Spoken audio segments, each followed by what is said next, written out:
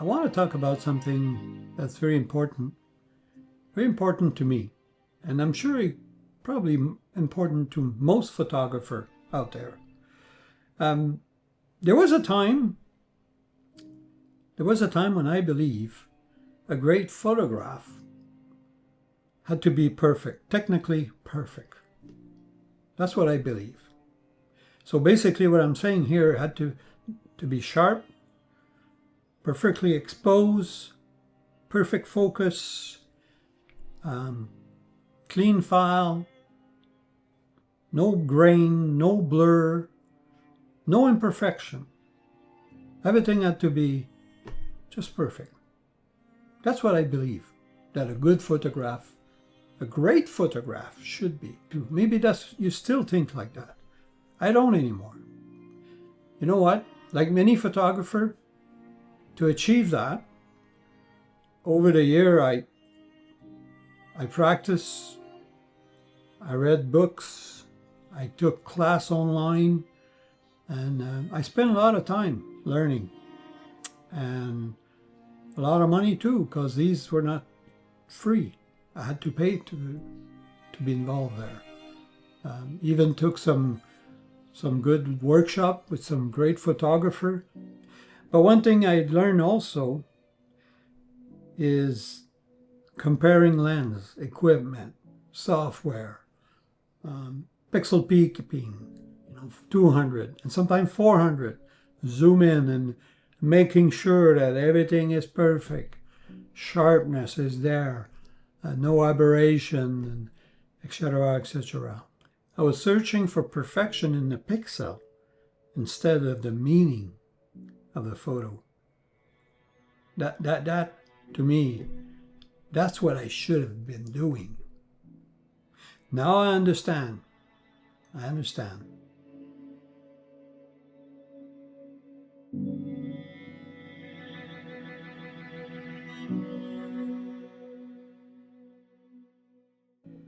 Photography is not about what we see.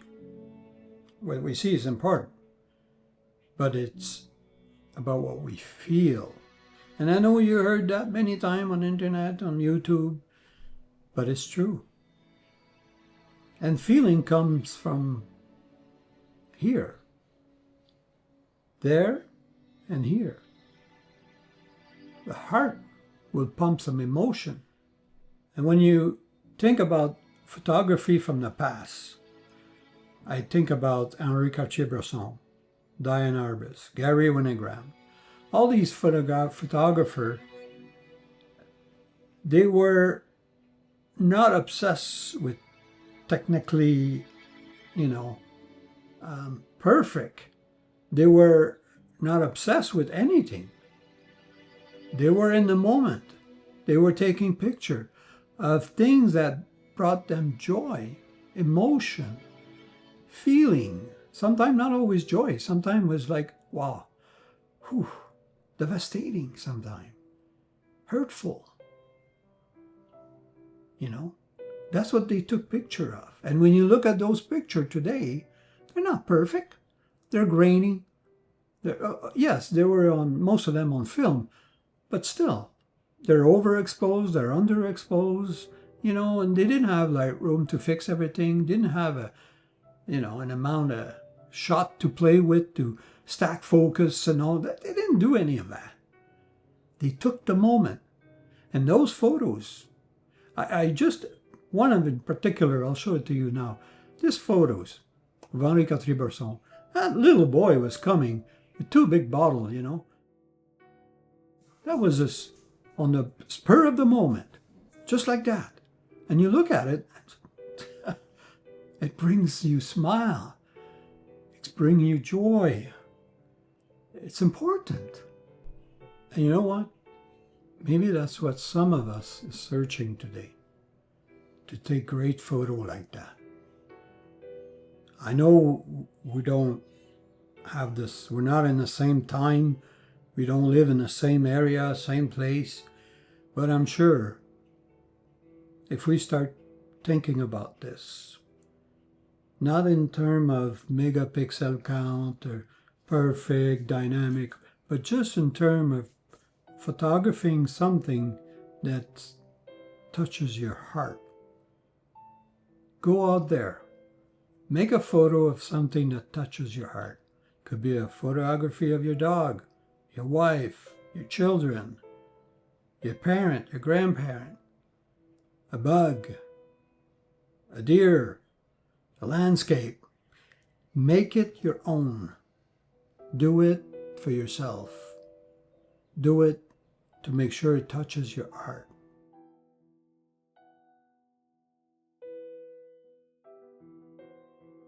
Somewhere along the way, photography became obsessed with perfection. And that's too bad. The sharpness, the sharpest lens, the newest sensor, the cleanest image, all that costs money. And you know who likes that? Nikon, Canon, they're just as, they're coming out with equipment today is unbelievable. And we see that in reviews online on YouTube. So if I had one of those lenses, my photo would be much sharper.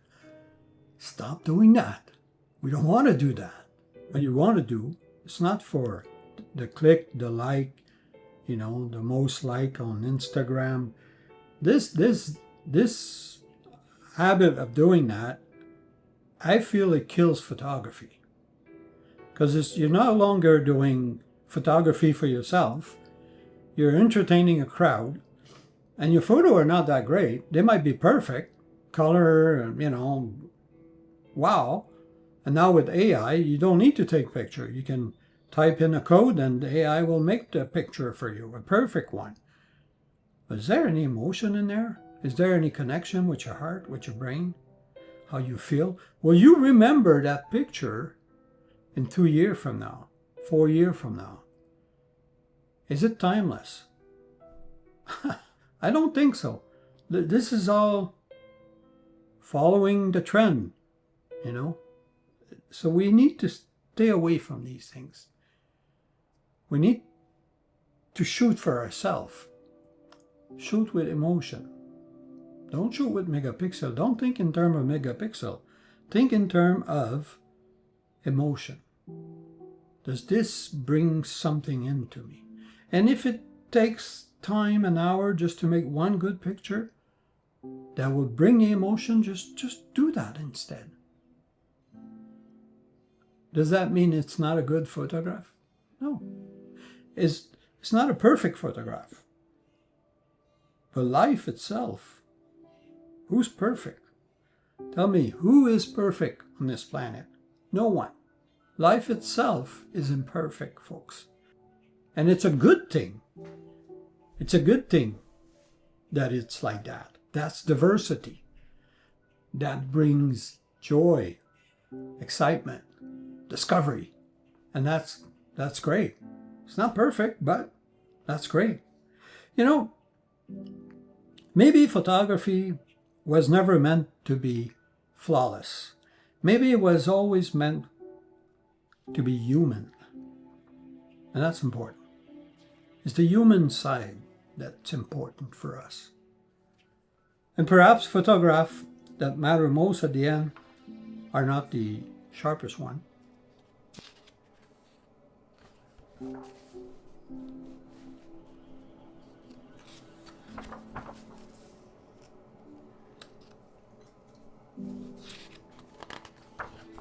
If I can give you one little thing to do, and if you want to share it with me in this comment box here, anything you want to share, your views on this. But one thing I would like you to do is go out there. It could be in your home, in your living room, outside, on your camping trip, hiking, walk in the city, whatever.